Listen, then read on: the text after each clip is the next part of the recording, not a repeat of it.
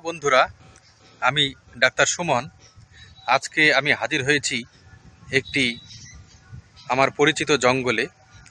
এমন কিছু গাছগাছরা হয়তো সকলেরই পরিচিত, কিন্তু এর গুণাবলী সকলেরই অজানা, এবং এই গুণাবলী সম্পর্কে জানানোর জন্যেই আমার এই সব গাছপালা খুঁজে বেড়ানো এবং সকলকে এই গাছগুলির গুণাবলী সম্পর্কে অবহিত করার জন্য। যাই হোক, আজকে যে গাছটি সম্পর্কে আমি আলোচনা করব সেটির বৈজ্ঞানিক নাম সেসবোনিয়া বিস্পিনোসা, যাকে আমরা ধনচে বলি। যাই হোক, কথা না বাড়িয়ে এই গাছটির গুণাবলী সম্পর্কে জানা যাক। ধনচে বা ধনচা এশিয়া এবং উত্তর আফ্রিকার স্থানীয় উদ্ভিদ। গ্রীষ্মমণ্ডলীয় আফ্রিকায় খুব সহজেই আগাছা বিনাশকারী এই উদ্ভিদটি দেখা যায়। এই বৈশিষ্ট্যের কারণে এটিকে আমেরিকা মহাদেশেও রোপণ শুরু হয়েছে। লবণাক্ত মাটিতেও এটি বেড়ে ওঠে। ধনচা সিক্ত ভারী মাটিতে অভিযোজিত উদ্ভিদ, কিন্তু খরাপ্রবণ বা বালুময় এলাকাও সহজেই অভিযোজিত হয়। এটি বিস্তরভাবে ভারত বাংলাদেশে চাষ করা হয়।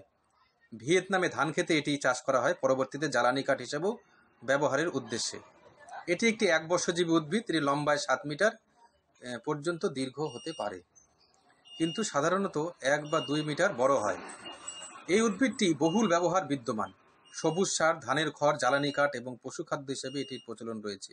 এটি দড়ি, মাছ ধরার জাল, চটের কাপড়, পালের কাপড় তৈরিতে ব্যবহার করা হয়। এর তন্তু বার্চ গাছের তন্তুর মতো, অর্থাৎ কাগজ তৈরিতে এটি ভালো কাঁচামাল হতে পারে। এর পত্ররাজি উত্তম পশুখাদ্য, অর্থাৎ গরুকে যদি খাওয়ানো যায় ভাতের সঙ্গে সেদ্ধ করে, তবে খুব তাড়াতাড়ি গরুর দুধ বৃদ্ধি হয়। ধনচা যে আঠা উৎপন্ন করে তা ঘনকারক এজেন্ট হিসেবে ব্যবহার করা যায়। অন্যান্য কলাই জাতীয় উদ্ভিদের মতো এটি নাইট্রোজেন সংবন্ধনের মাধ্যমে মাটির স্বাস্থ্য বৃদ্ধি করতে পারে। এটি ভালো জ্বালানি কাঠ। ধনচার ফল বহুকাল ধরে দাঁত এবং অন্যান্য চর্মরোগ সংক্রমণের প্রতিকারে প্রলেপ হিসেবে ব্যবহার করা হয়। যদি কেউ এই দাঁত এবং চুলকানির মধ্যে লাগিয়ে 2-4 দিন পরেই তার ফলাফল বুঝতে পারবে। খুব তাড়াতাড়ি সেরে যাবে দাঁত এবং চুলকানি। এটি প্রায় খুব কম লোকই জানে। ধনচার হলুদ ফুল দক্ষিণ পূর্ব এশিয়ায় সবজি হিসেবে খাওয়া হয়। মূলত থাইল্যান্ড এবং ভিয়েতনামে এর কদর বেশি।